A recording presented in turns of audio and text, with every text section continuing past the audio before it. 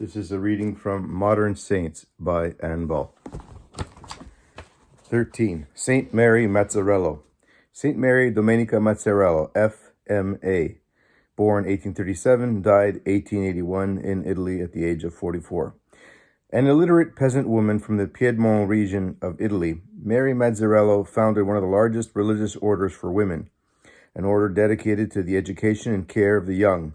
Her sturdy hands, trained for the planting and picking of grapes, were used instead to help poor and orphaned girls of her native land. The order has spread throughout the world. Mary Mazzarello was the daughter of an Italian peasant couple who earned their living working in the vineyards of wealthy landowners. She was born on May 9, 1837, in the town of Mornese. Mary was the oldest of 7 children. Highly competitive, she worked in the fields with her family, often challenging others to match her labor.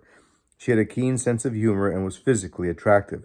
In her teen years, more than one young man spoke seriously of marriage, but Mary gracefully declined. She seemed to feel that although the position of a Christian wife and mother was an exalted one, she did not wish to be restricted to such a small circle of people to care for. Peasant women of this time were uneducated. Schools for girls were unheard of. Some girls, including Mary, managed to learn to read a little, but none could write. Mary was intelligent and had a keen mind. She was especially clever at working with figures in her head, and soon learned to help her father with keeping accounts. Mary grew up near a small church dedicated to Mary, Help of Christians. Here she learned her catechism, often taking top honors in contests conducted by the parish priest. A child of Mary, she was one of the first members of the Sodality of the Daughters of Mary, Immaculate, formed of outstanding young ladies of the parish by the local parish priest. To this confessor, Mary turned for advice as to her future vocation. He counseled prayer and waiting. When Mary was 23, an epidemic of typhoid struck the city, taking a grim toll in lives. When an entire family of her cousins was stricken with the disease, she generously went to care for them, as though she were their mother. Because of the heavy responsibility placed on her, she had little time to sleep or even rest, and as the family members regained their strength, Mary came down with the disease. Although she eventually recovered, the typhoid robbed her of much of her former vitality, leaving her in a frail condition that lasted the rest of her life. Shortly after this illness, Mary was taking a long walk prescribed to help her regain her strength. Topping a hill, she noticed a large building on a field below.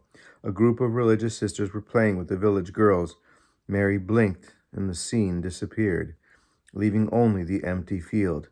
Not the type of person given to visions or imaginative fancies, she thought deeply about the meaning of this strange occurrence.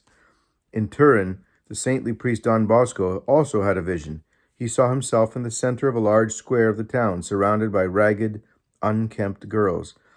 A group of them, standing to one side, seemed to say to him, "Can't you see? No one cares for us." Some of the girls began tugging at his clothes. Then a beautiful woman appeared. She said, "These are my children too. Take care of them."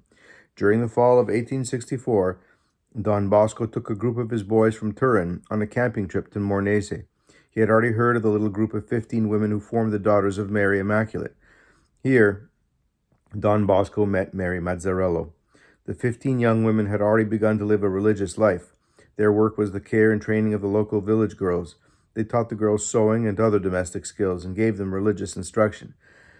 In 1867, Don Bosco brought the women a rule, and the Congregation of the Daughters of Mary, Help of Christians, was begun. Now 34 years old, Mary was elected acting superior. Under the direction of the local priest, Father Pestarino, the people of the town had built a new school for the boys of the area. Don Bosco instructed Father Pestarino to turn the building over to the daughters for use as a school for girls. The townspeople were simple elements, as simple and unmixed as gold without alloy. Mother Mary Domenica Mazzarello was beatified in 1938 and canonized by Pope Pius XII in 1951.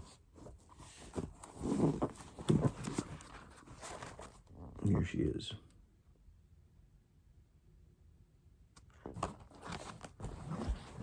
Caption reads, at age 34, St. Mary Mazzarello collaborated with St. John Bosco to found a religious order to care for and educate young girls.